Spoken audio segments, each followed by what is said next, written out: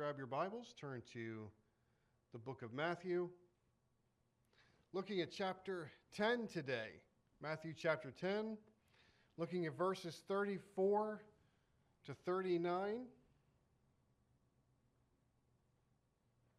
Pretty soon we'll be in chapter 11. Yeah, it goes to 11, if you know that reference. Humor. But today, is it 5 short verses? But again, so much contained in them. This is just, I feel like whenever it is we do get to the end of this book, we could like turn around and start it again from the beginning and just go through it again and kind of get so much more that we've left. You know, we've been able to harvest so much, but so much is still left in the fields.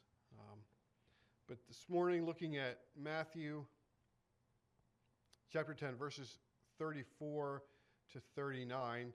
Hear now the word of the living and true God.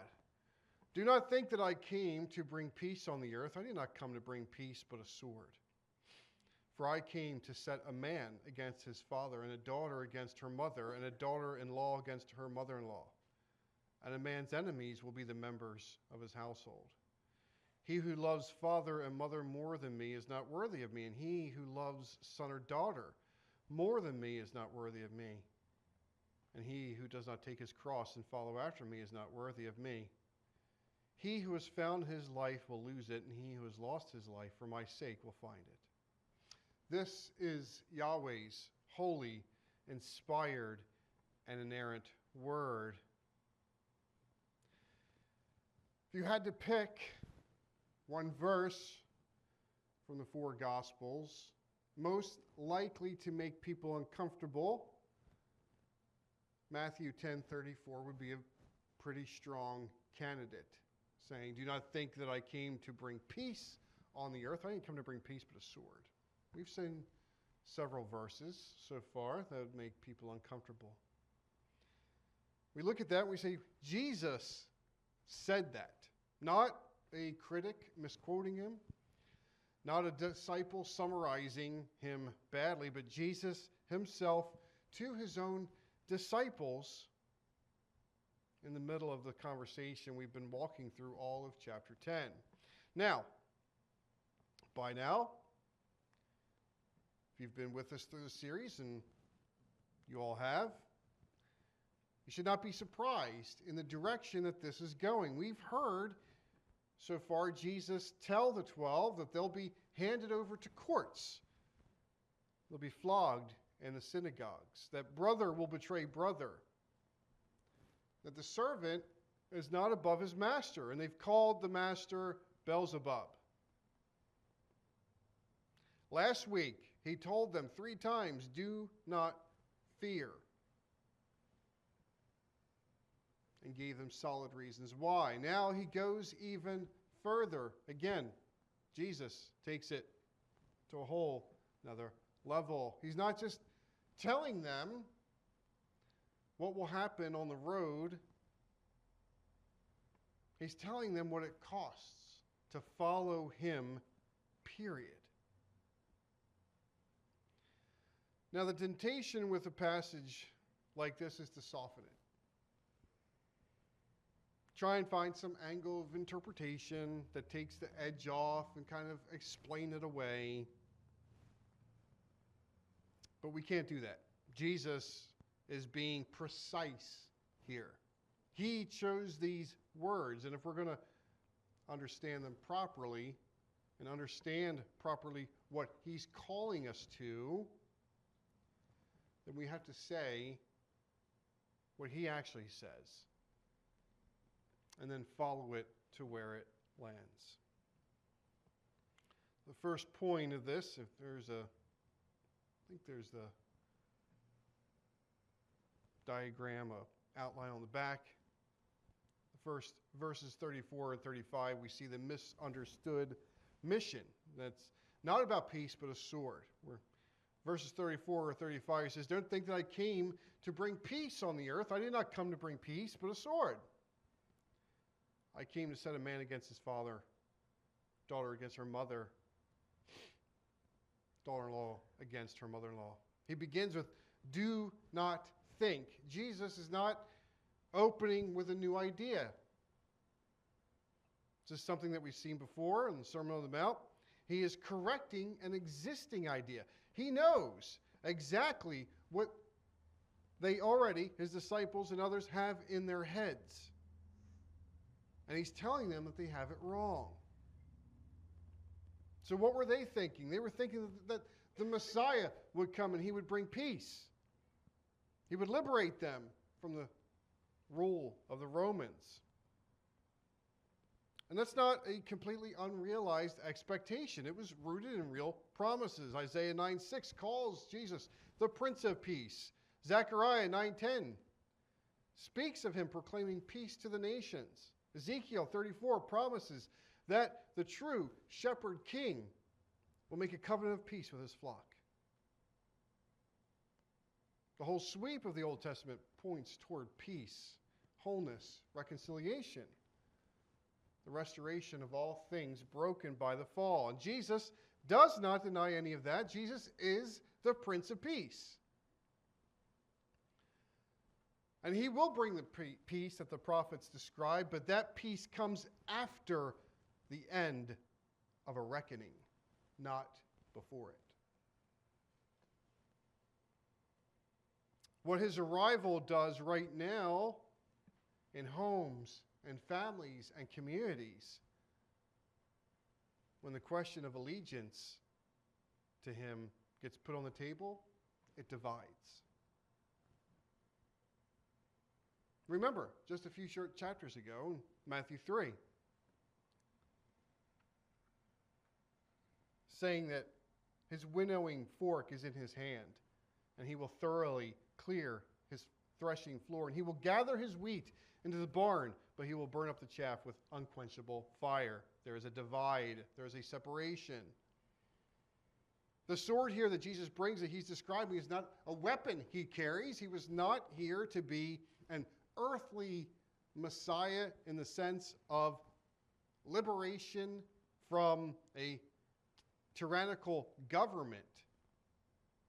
Instead, the sword that he's describing is the dividing line of his own person and mission wherever he goes. John 7:43 shows us the pattern across Jesus' entire ministry, saying that a division occurred in the crowd because of him. Jesus never walked into a situation and left it unchanged. Jesus' presence required a response, and responses differ. This is still true today. Maybe you felt it personally. After Jesus saved you, you came to faith, something changed. Not necessarily because you became difficult or unkind, but because the thing that you now hold as most true and most important created a line between you and people who do not hold to that line. Maybe there was a friendship that cooled, that drifted. Maybe a family dinner that got tense, right? Because maybe you broke the law of not bringing up religion at dinner. Maybe a conversation that used to be easy and now it's not. Now, that's not a sign that something went wrong in your witness, okay? Remember, just because people do not react the way that you think they're going to react, when you tell them the good news, doesn't mean that you delivered it wrong. That's just the sword Jesus is describing right here.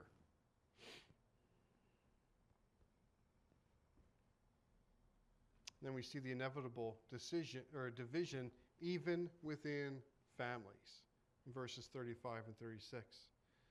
It says, for I came to set a man against his father, a daughter against her mother, daughter-in-law against her mother-in-law, and then saying that a man's enemies will be the members of his household.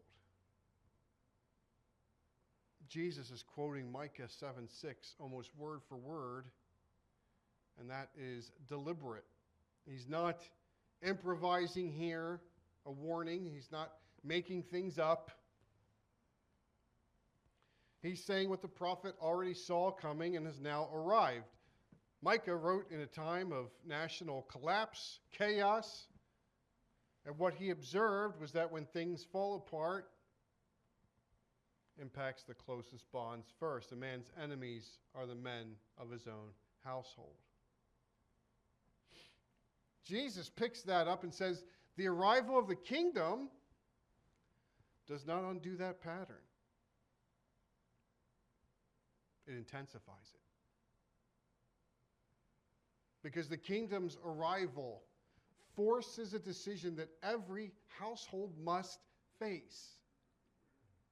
Remember, there's no neutral ground.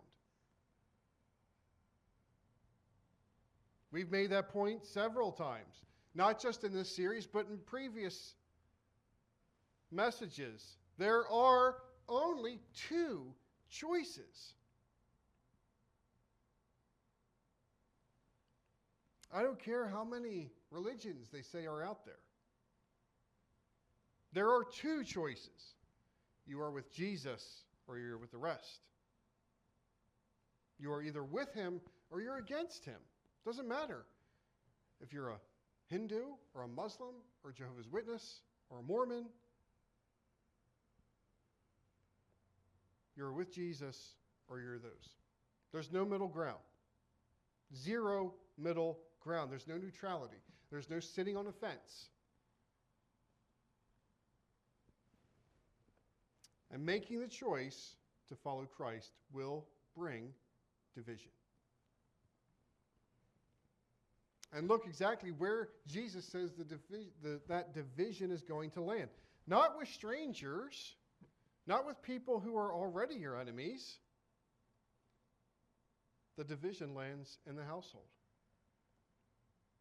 Father against son, mother against daughter. The relationships where loyalty runs deepest and where betrayal would hurt the most. Especially when we consider the audience that he was addressing.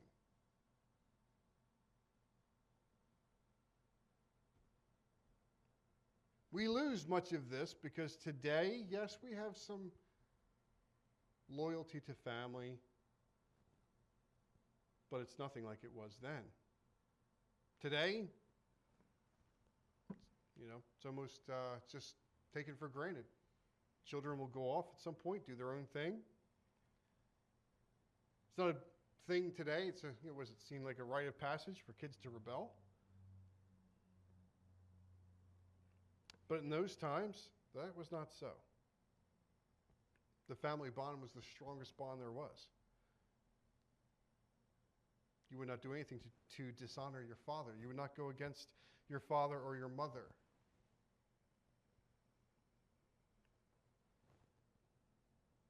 It's only up until recently that we see the division that we see so easily in families. So family loyalty was a very big deal. And Jesus, to show the extent of this divide, names those relationships specifically. Again, not to be cruel, but because that is precisely where the cost of following him, where that sword is the sharpest, and that's where people are most tempted to pull back from full allegiance to him.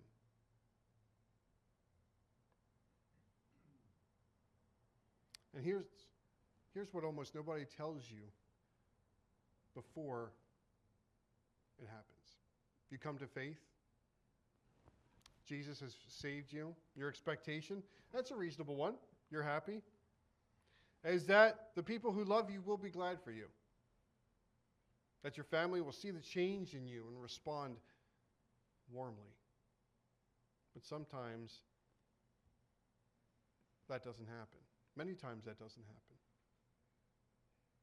Sometimes you find that instead, the gospel being introduced created distance where there was none before. Maybe a parent feels rejected.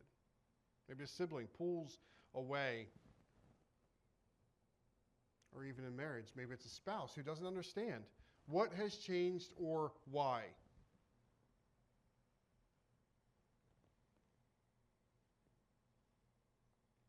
Jesus is, instead of trying to hide something, hide a difficult thing, Jesus is being upfront, and he's telling his disciples in advance so that when it comes, because it will come, they don't interpret it as a sign that something has gone wrong. Again, it's not a failure of your witness. This is a promise. This is the sword doing exactly what he said it would do. Thomas Watson said Christ came not to mock us with a false promise of peace he never intended to keep, but to prepare us honestly for a conflict he knew was coming and to carry us through it.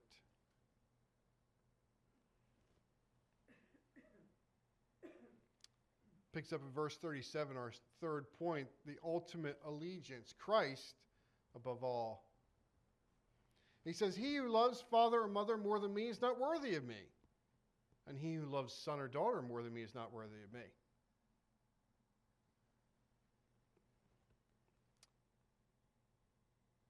Jesus is now getting to the root of what he is talking about. The question is not whether conflict will happen. Okay, we've already established that it will. The question is what the conflict reveals about where your deepest loyalty actually sits. And he frames it in terms of love, which should make us slow down as we read this. Luke's version of what he's saying uses even harder language. In Luke 14, it says, if anyone comes to me and does not hate his father or mother, wife and children, brothers and sisters, yes, and his own life, he cannot be my disciple. Hate.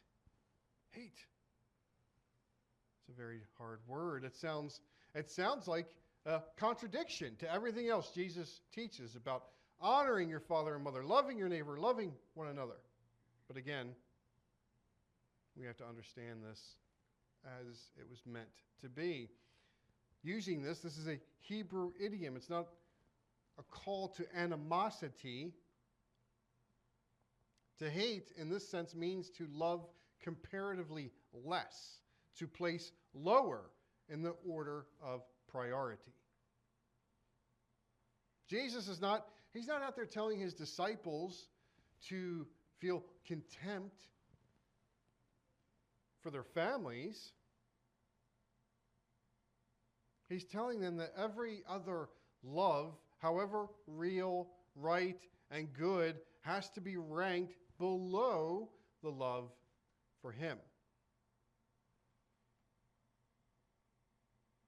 The measuring line that he sets is more than me. Not, do you love your family? Of course you do. That love is good and it's right. Honoring parents, it's still commanded. Paul repeats it in Ephesians 6. Love within the families is not the problem. The problem is when that love, in the moment of conflict, wins over allegiance to Christ. When what a parent thinks silences your confession. When what a spouse wants becomes the thing that keeps you from following where Jesus is leading. And when keeping the peace at the table matters more than the one who should sit at the head of it. I used to work with a young lady. She was from Russia. And she could, of course, speak fluent English. She would get on the phone and be talking with her parents or stuff, and they're speaking Russian, which to me just doesn't sound like it has enough vowels in that language. Like it's such a aggressive language, and of course it's one of those things, like you can't pick up on anything they're saying. Because in the same area that we worked in, there was a girl from Puerto Rico. So sometimes she would be on the phone speaking Spanish, and you kind of get some of that, right? Man, Russian was like a whole other thing, like Klingon. And she was now living in the United States, and I would speak to her a lot about Jesus because she was religious, of course. And I had, like, in my little cubicle, a lot of, like, little, Jesus picture, like, slogans and stuff, like, was so popular in the 90s. And she was Jewish. And I would get talking to her about that. And she was Jewish purely because her brother was Jewish. Her brother was in school to be like a rabbi or something, and she had such love and affection for her brother that her allegiance was to Judaism just because of that. And I would talk to her about Jesus, and she had even worked as an interpreter for missionaries in Russia, taking them around, speaking for them. So she knew, she had heard. But her love for her brother was above any acknowledgement of truth or any possibility. Her allegiance was to her brother. Even if Christ would be proven true to her, she would reject it because she did not want to hurt her brother.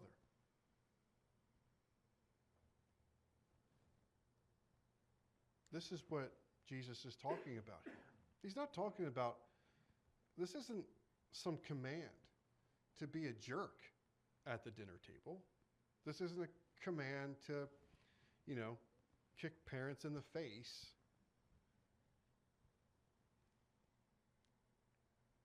It's the command that, just as Sarah was talking about, when you're asked to betray your beliefs, to compromise on your convictions, that's where the line is.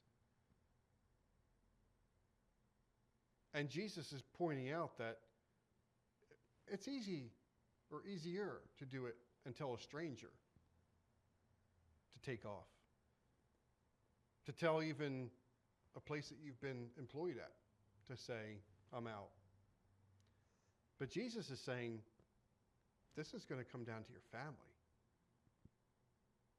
You're going to have a parent or a sibling who is going to want to ask something of you or ask you to walk away from me.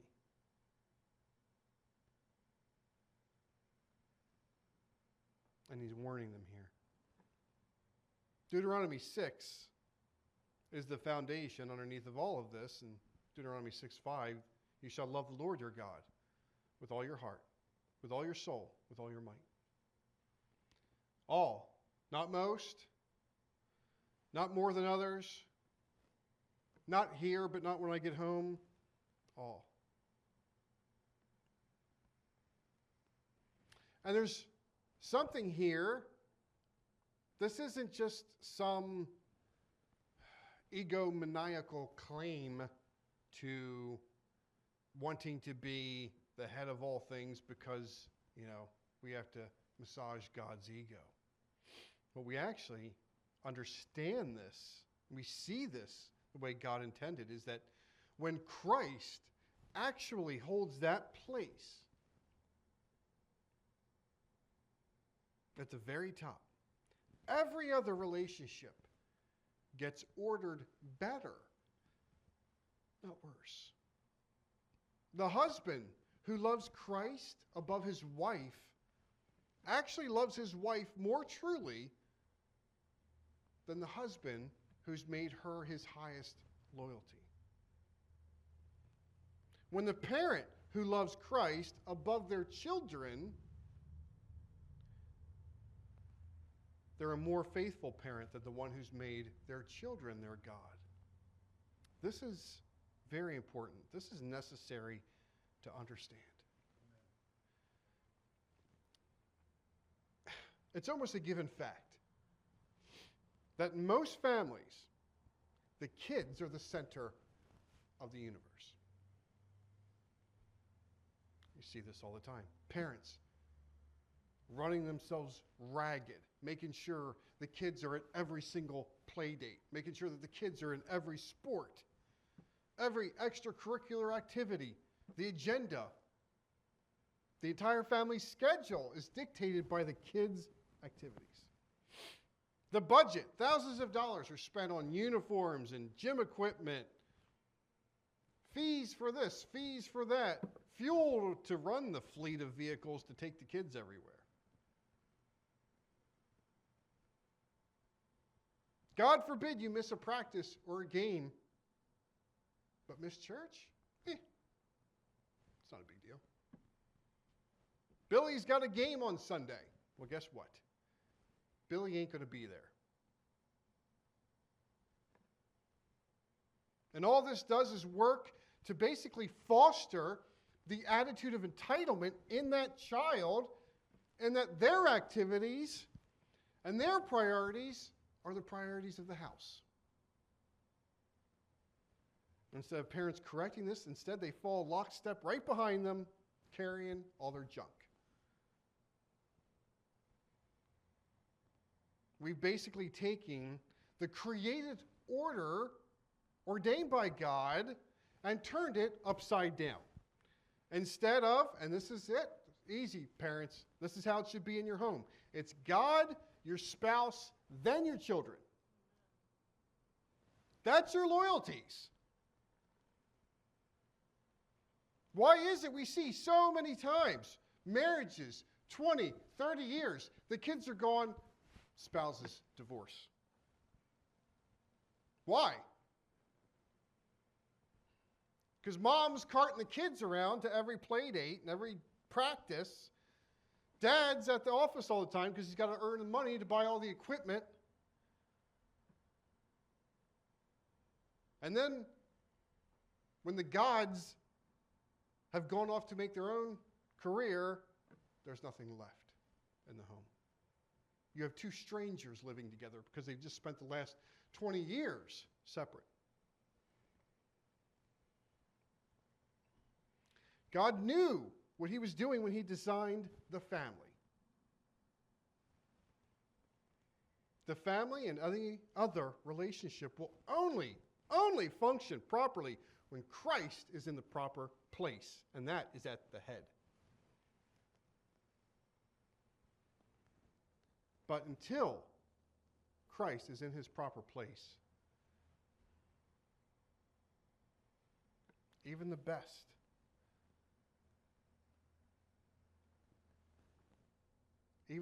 human loves will distort and demand and eventually disappoint. Whenever you place something else in that place, whenever you seek fulfillment, whenever you seek identity and purpose in something other than Christ, it's going to disappoint. It doesn't matter if it's a job, if it's a career, if it's a bank account, or if it's a person. We've talked about it. We've seen it over and over again. Why? Why do people, when they, to the outsiders, reach the ultimate point in their career, their life, they have everything, money, wealth, fame, they're not happy? Maybe even take to the point where they end it all. Because every single one of those things, I don't care how big your bank account is, how great your marriage is, you think, if Christ is not at the center, it's going to disappoint.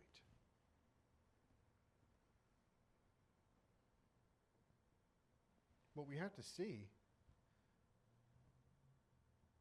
especially in relationships, is that this is not, people think that this idolization of a child or the idolization of a spouse is somehow loving because you dote over them so much, because you dedicate everything to them and they are number one. Instead, you're actually hurting them. You are putting demands. You're putting a weight on them, an expectation to live to something they were never meant to, and they weren't designed to. That is something that was only for Christ.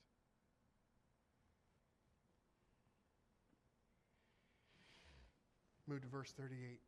The call to the cross, what the law demands. It says, he who does not take his cross, follow after me, is not worthy of me. Now, again, we have to slow down. We have to slow down. We have to hear this. Again, the way the disciples heard it, not the way that we hear it.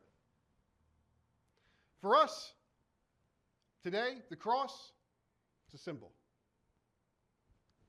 Right behind me. It's everywhere. It's on steeples, book covers, Bible covers. We wear it around our necks. Yes, it carries meaning, but that meaning for us has been softened. We're centuries removed from it, and we see it all the time. But for the disciples listening to Jesus say this, remember, the cross was not a symbol yet. The cross was a method of execution. They'd seen it. They knew what it meant. When a condemned man was led through the streets carrying his cross, everyone watching knew where he was going and that he was not coming back. It was designed to be public and shameful and final. There was no negotiating the terms once you were carrying it. You carried it to the end. So when Jesus says, take up your cross and follow me, he's not giving a metaphor for inconvenience. He's not talking about difficult co-workers or having a hard season in marriage or a health problem that won't go away. But God is present in all those things. He's talking about total surrender of self. Following him when it costs everything. No condition. No parts of life held back from his lordship.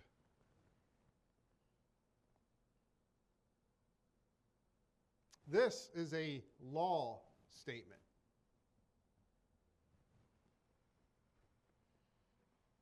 Galatians 2:20 describes, fleshes it out, what the inside of it looks like, saying, I have been crucified with Christ. It is no longer I who live, but Christ lives in me. Not partially crucified, not mostly surrendered. It's total. Crucified. Now,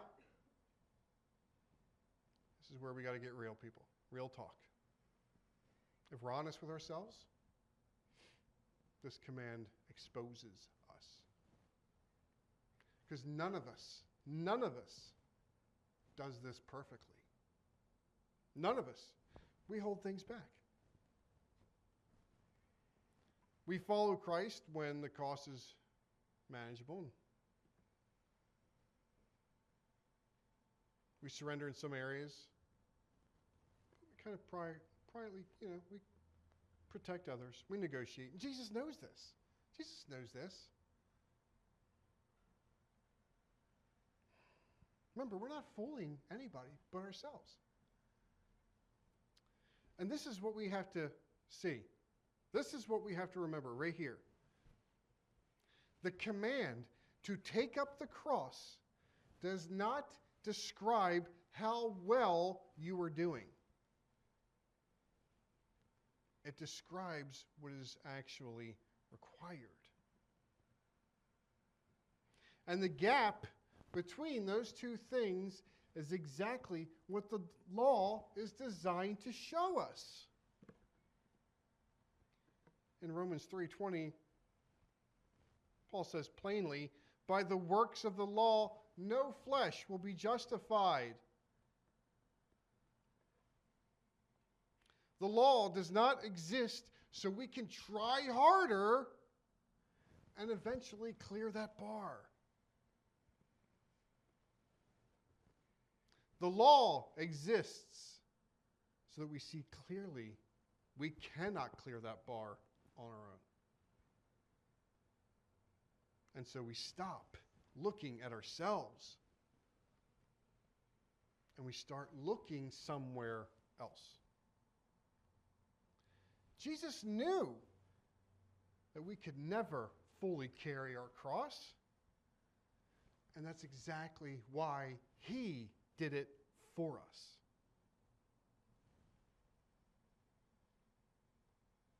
Let's be clear. Be clear. I shout this from the rooftops. Okay? Carrying the cross is not about trying harder. It's not about being some better Christian and somehow earning merit. That is not what this is talking about. We're going to touch on that again because it's so important for us to know. Because there's a lot of bad uses of this out there. Now, let me get to verse 39 real quick. We see the paradox here. Jesus says in verse 39, he who has found his life will lose it, and he who has lost his life for my sake will find it. Kind of like, get a little twisted, turn around.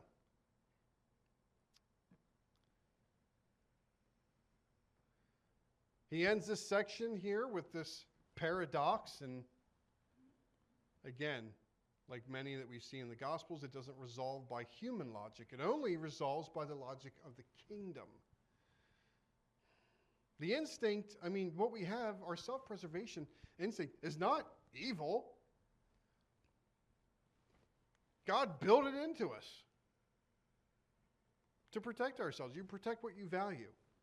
You hold on to what you think you cannot afford to lose. But Jesus says, when that preservation becomes the organizing principle of a life, when keeping things safe and intact and, nice and neatly wrapped up, under control, and when that becomes the one thing that you will not surrender, that you think like this far, God, no further, don't touch this stuff, you really end up losing the very thing that you're trying to protect.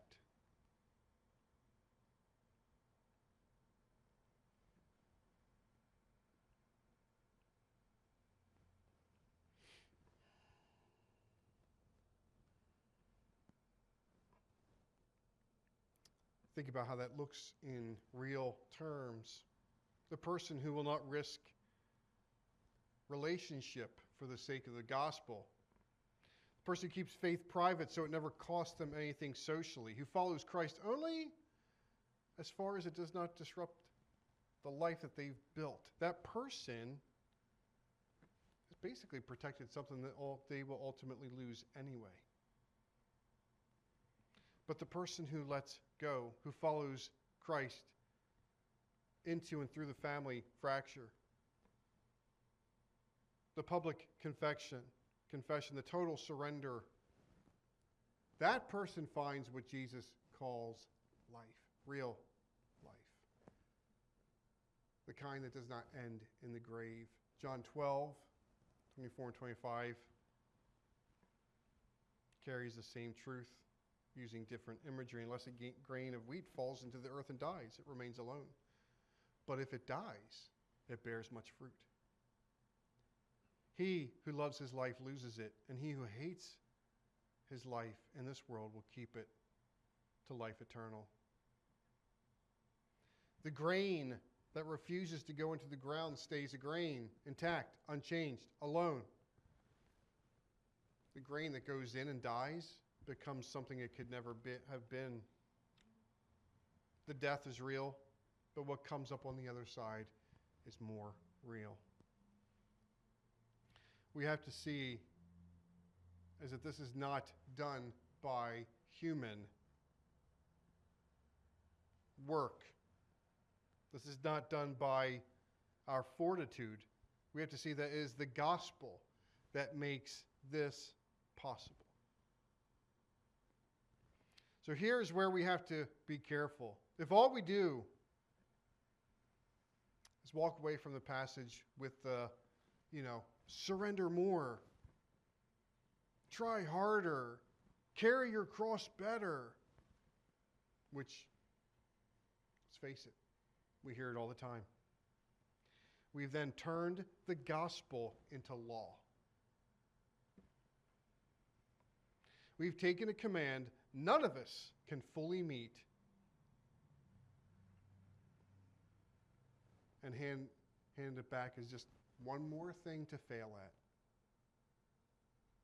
But that is not what Jesus is doing here.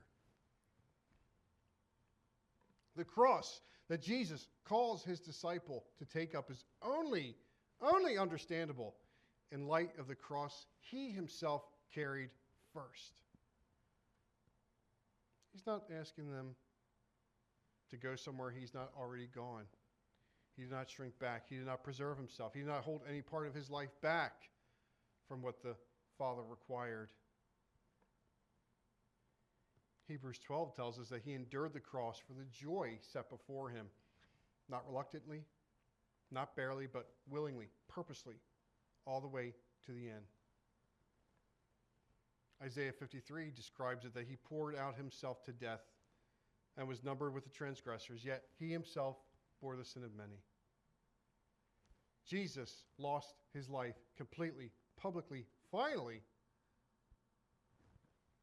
so that those who follow him could find theirs.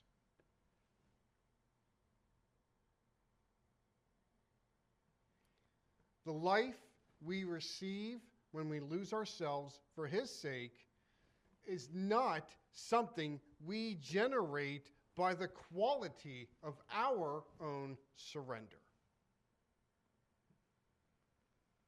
But this is how we think of it.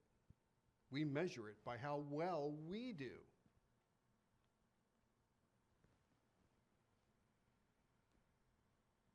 Again, the life we receive when we lose ourselves for his sake is not something we generate by the quality of our own surrender. It is something he purchased by his. We do not find life by getting better at dying to self. We find life because he died in our place, rose from the dead, and he now gives us as a gift, not a reward, the life we could never earn and did not deserve it. Spurgeon said it very well when he said, "There is no life in trying. Life is in Christ. It is at the sight of him, crucified, risen, that loosens the grip on self more surely than any amount of striving ever will." So when Jesus says, "Take up your cross and follow me," it is both things at once. It's the command that exposes us, shows us how divided we are, how much we hold back, and how far we fall short of allegiance. But it's the invitation that draws us to the only one who fulfilled it perfectly on our behalf. The only one who can give us what the law demands and that we cannot produce in ourselves. Remember, people, it's not about you. It's not about you. And we have to be very, very careful. Because there are so many, and there are people that I like, that preach law as gospel. and will make it about how well you do. That will use your performance as the measuring stick. We've heard the phrase. We see it. Pick up your cross. Carry your cross. Well, guess what? You can't do it. But he did.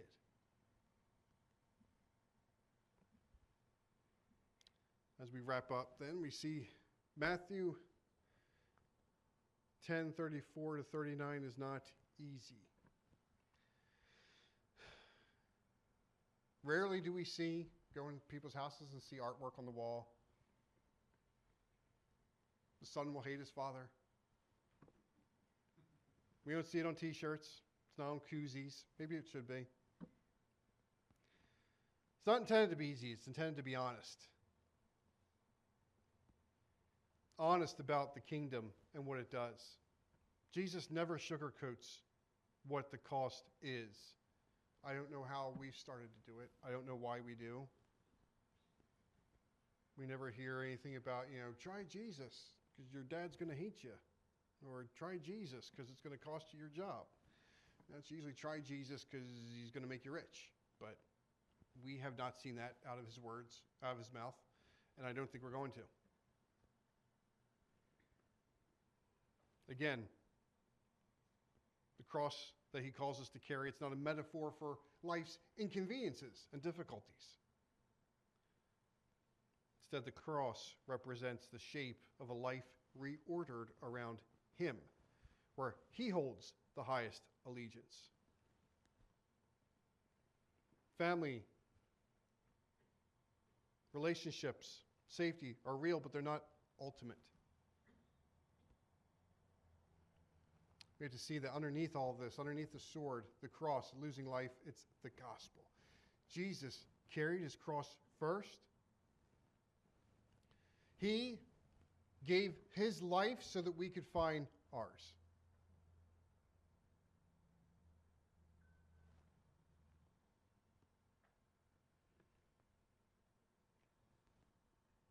So we're called then to surrender, lose our life, but then we find it. And in doing so, in following him, he promises to give us far more abundantly above what we were trying to hang on to in the first place. Let's pray.